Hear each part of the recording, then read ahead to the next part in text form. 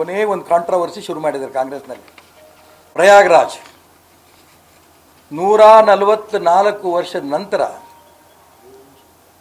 ಕುಂಭಮೇಳ ಆಗ್ತಾ ಇರೋದನ್ನ ಈಗಾಗಲೇ ಈ ದೇಶದ ಹತ್ತತ್ರ ಅರ್ಧ ಜನ ಪ್ರಯಾಗ್ರಾಜಲ್ಲಿ ಹೋಗಿ ಕುಂಭಮೇಳದಲ್ಲಿ ಸ್ನಾನ ಮಾಡಿ ಬಂದಿದ್ದಾರೆ. 56 ಕೋಟಿ ಇವತ್ತು ಬೆಳಗ್ಗೆ ಟಿವಿನ ನಾನು ನೋಡಿದೆ. ಇವಾಗಾದರೂ ಕೂಡ ಮಲ್ಲಿಕಾರ್ಜುನ್ ಖರ್ಗೆ ಅವರು ಬಹಳ ದೊಡ್ಡ ತಪ್ಪು ಮಾಡಿಬಿಟ್ಟೆ ನಾನು ಅಂತ ಹೇಳಿ ದೇಶದ ಜನ ವಿದೇಶದ ಜನ ಇಲ್ಲಿ ಬಂದೋಗಿದ್ದಾರೆ.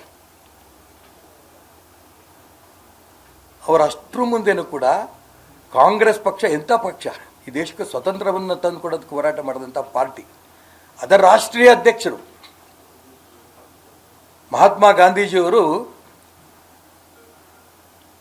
ಇವನ್ನೆಲ್ಲ ಕೂಡ ಗಂಗೆ ಅಂದ್ರೆ ಪವಿತ್ರವಾದ ತಾಯಿ ರೂಪದಲ್ಲಿ ಕಾಣಬೇಕು ಅಂತ ಹೇಳ್ತಾ ಇದ್ರು ಮಹಾತ್ಮ ಗಾಂಧಿಯವರು.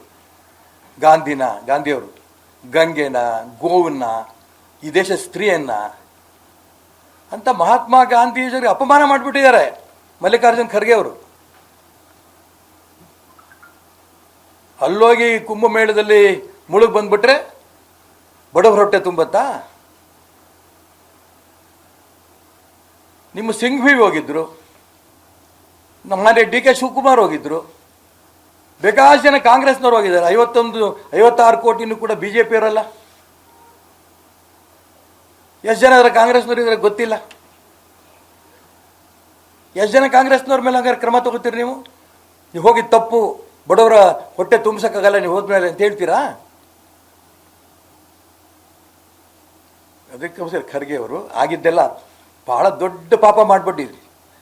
ನಿಮ್ಮಂಥ ಪಾಪಿಷ್ಟ ಇಲ್ಲ. ಹಾಗಾಗಿ ನಾನು ಹೇಳಿಕೆ ಕೊಟ್ಟಿದ್ದು ತಪ್ಪು ಅಂತ ದಯವಿಟ್ಟು ಒಂದು ಕ್ಷಮೆ ಕೇಳಿ. ಈ ದೇಶ ವಿದೇಶದ ಆ ಪವಿತ್ರವಾದ ತ್ರಿವೇಣಿ ಸಂಗಮದಲ್ಲಿ ಹೋಗಿ ಸ್ನಾನ ಮಾಡ್ಕೊಂಬಂದರೆ ನನಗೆ, ನನ್ನ ಪೂರ್ವಜರಿಗೆ, ಇಡೀ ದೇಶಕ್ಕೆ ಪುಣ್ಯ ಬರುತ್ತೆ ಅಂತ ವಿಚಾರ ಮಾಡ್ತಾರೆ. ಎಲ್ಲರದ್ದು ಕೂಡ ನೀವು ಕ್ಷಮೆ ಕೇಳಬೇಕು ಅಂತ ಮಾತ್ರ ಅವ್ರು ಹೇಳಕ್ಕೆ ಇಷ್ಟಪಡ್ತೇನೆ. ಎಷ್ಟು ಲಕ್ಷ ಕೋಟಿ ಬೇಕಾದ್ರೆ ಮಂಡನೆ ಮಾಡ್ಬೋದು, ಜಾರಿ ತರಕ್ಕೆ ಆಗಬೇಕಲ್ಲ ಅವ್ರ ಕೈಯಾಗೆ. ಇವತ್ತಾಗಲೇ ಬೆಳಗ್ಗೆ ನಿಮ್ಮ ಟಿ ವಿಗಳಲ್ಲೇ ನೋಡಿದೆ ನಾವು, ಛೀ ಥೂ ಇಂಥ ಸರ್ಕಾರಕ್ಕೆ ಯಾಕಾರು ತಂದ್ವೋ ನಾವು ಅಂತ. ಎಷ್ಟು ಗ್ಯಾರಂಟಿ ಅನೌನ್ಸ್ ಮಾಡ್ತಾರೋ ಗೊತ್ತಿಲ್ಲ. ಇವತ್ತು ನಿಮ್ಮ ಕೈಯಲ್ಲಿ ಹಾಸಿಗೆ ಇದ್ದಷ್ಟು ಕಾಲು ಚಾಚಪ್ಪ, ನಿಮ್ಮ ಕೈಯಲ್ಲಿ ಎಷ್ಟು ಕೊಡೋಕ್ಕಾಗತ್ತೋ ಅಷ್ಟು ಘೋಷಣೆ ಮಾಡಿ. ಕಳೆದ ಬಜೆಟ್ನಲ್ಲಿ 72 ಗ್ಯಾರಂಟಿಗಳನ್ನು ಘೋಷಣೆ ಮಾಡಿದ್ದು, ಅದರಲ್ಲೊಂದು 5-6 ಗ್ಯಾರಂಟಿಗಳು ಜಾರಿ ತಂದಿದ್ದಾರೆ. ಜಾರಿ ತಂದಿರೋದ್ರಲ್ಲೂ ಕೂಡ ಇವತ್ತು ಅವ್ರ ಹತ್ರ ಚೀಮಾರಿ ಹಾಕ್ಸ್ಕೊಳ್ತಾ ಇದ್ದಾರೆ. ಅದಕ್ಕೋಸ್ಕರ ನಾನು ಮುಖ್ಯಮಂತ್ರಿಗಳಿಗೆ ಹೇಳಕ್ಕೆ ಇಷ್ಟಪಡ್ತೀನಿ, ನೀವು ಹಿಂದುಳಿದವರಿಗೆ, ದಲಿತರಿಗೆ, ಅಲ್ಪಸಂಖ್ಯಾತರಿಗೆ ಉದ್ಧಾರ ಮಾಡ್ತೀವಿ ಅಂತ ಹೇಳ್ತಿದ್ದೀರಿ. ನೀವು ಎಷ್ಟರ ಮಟ್ಟಿಗೆ ಉದ್ಧಾರ ಮಾಡಿದ್ದಾರೆ ಅಂತ ರಾಜ್ಯ ಜನ ನೋಡಿದ್ದಾರೆ. ಹಾಗಾಗಿ ಹಾಸಿಗೆ ಇದ್ದಷ್ಟು ಕಾಲು ಚಾಚಿ, ಇಷ್ಟು ಮಾತ್ರ ನಾನು ಮಾನ್ಯ ಸಿದ್ದರಾಮಯ್ಯನವರಿಗೆ ನನ್ನ ಸಲಹೆ. ಗೊತ್ತಿಲ್ಲ ಅಂತಂದರೆ ನಿಜಕ್ಕೂ ಅದಕ್ಕಿಂತ ಅಪಮಾನ ಏನೊಂದಿಲ್ಲ. ಯುವರ್ ರೈಟ್, ನಾನು ನೋಡಿದೆ. ಅನ್ನಭಾಗ್ಯಕ್ಕೆ, ಗೃಹಲಕ್ಷ್ಮಿಗೆ ಬಾಕಿನೇ ಉಳಿದಿಲ್ಲ. ನೀವು ಫೈನಾನ್ಸ್ ಮಿನಿಸ್ಟರ್ ಅಲ್ವಾ? ಫೈನಾನ್ಸ್ ಮಿನಿಸ್ಟರ್ ಡಿಪಾರ್ಟ್ಮೆಂಟ್ ಏನಾದ್ರು ಡಿ.ಕೆ. ಶಿವಕುಮಾರಿಗೆ ಕೊಟ್ಟಿದ್ದೀರಾ? ನಿಮಗೆ ಕೆಟ್ಟ ಹೆಸರು ತರಬೇಕು ಅಂತ ಏನಾದ್ರು ಡಿ.ಕೆ. ಶಿವಕುಮಾರ್ ಏನಾದರೂ ಇಲ್ಲಿ ಆಟ ಆಡ್ತಿದ್ದಾರೆ? ಹಾಗಾದ್ರೆ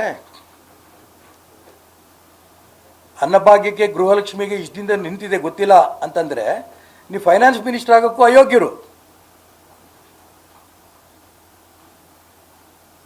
ಈಗ ಗೊತ್ತಾಯ್ತಲ್ಲ, ಇವಾಗಾರು ಬಿಡುಗಡೆ ಮಾಡಿ.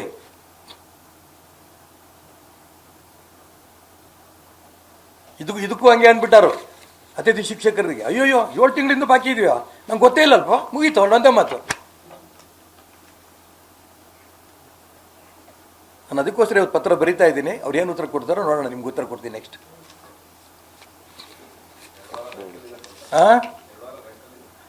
ಅಲ್ಲ, ಅಷ್ಟರೊಳಗೇನೆ ಕ್ಯಾಬಿನೆಟ್ ಬರ್ತೀನಿ ಅಂತ ಹೇಳ್ಕೊಂಡಿರಲ್ಲ.